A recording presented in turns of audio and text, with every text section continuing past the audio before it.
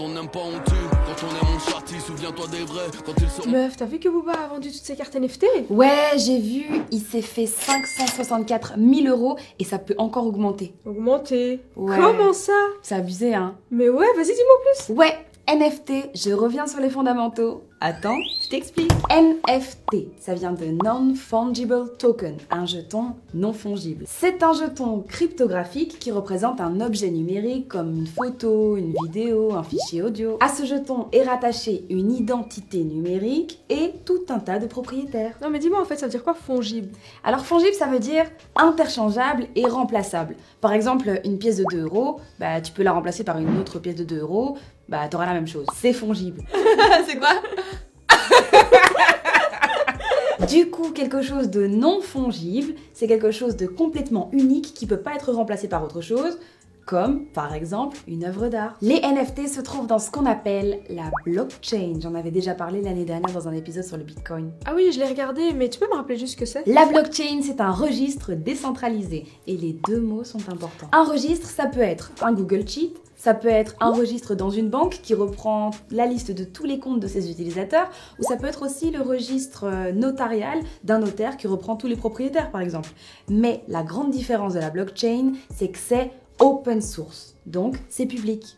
Quasi toujours. La blockchain, elle garde trace de toutes ces transactions. Qui fait quoi? Qui a quoi? Qui crée quels actifs? Qui s'envoie quoi? Etc. Il faut savoir que la blockchain, elle dit, vous avez autant d'actifs et pas un de plus. Le Bitcoin par exemple, il a une valeur et un cours qui fluctue blindé. À l'heure où je te parle, un Bitcoin vaut 58 000 €. Et ça, c'est parce qu'il y en a 21 millions et pas un de plus. Bref, ce que les gens achètent quand ils achètent du Bitcoin, c'est la rareté. Et sinon, l'autre mot décentralisé, ça veut dire quoi?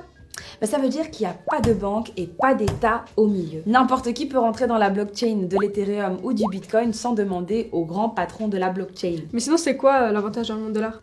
La propriété privée. Introduire la notion de propriété privée sur le web, c'est fucking génial. Avec les NFT, tu te mets à posséder des pixels, des JPEG, un code informatique, des choses qui d'habitude se trouvent dans un disque dur. Et sinon, nous, on peut en acheter avec de l'euro, de la crypto, ou est-ce que c'est cher, pas cher, ça se passe comment? Actuellement, c'est surtout avec la crypto-monnaie, majoritairement l'Ethereum. Certains sites, une minorité quand même, te proposent de payer par carte de crédit, comme Nifty Getaway, mais ce site est hyper cher. On parle de milliers de dollars. Bon après, si tu veux vraiment te procurer du NFT, mais que tu as un tout petit budget, là tu vas sur OpenSea, littéralement le bon coin du NFT, et là tu as des œuvres pour pas grand chose, genre 20 $. Et sinon, Booba, il a quoi à voir là-dedans? Ah oui, puisque c'était ça le sujet. Alors Booba, il a mis en vente son dernier clip TN sous forme de 5 cartes animées, chacune disponible en 5000 exemplaires. Il les a vendues complètement sold out, hein, en 4 jours. Ça fait quand même un total de 564 000 € au cours actuel. C'est énorme.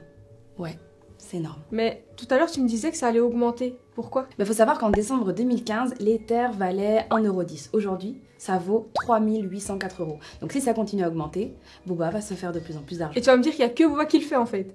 Bah disons que lui, il est un petit peu précurseur pour la France. Mais aux États-Unis, ça fait déjà des mois qu'ils le font. Il y a The Weeknd, il y a Eminem, il y a Tory Lanez, Snoop Dogg, Akon, etc.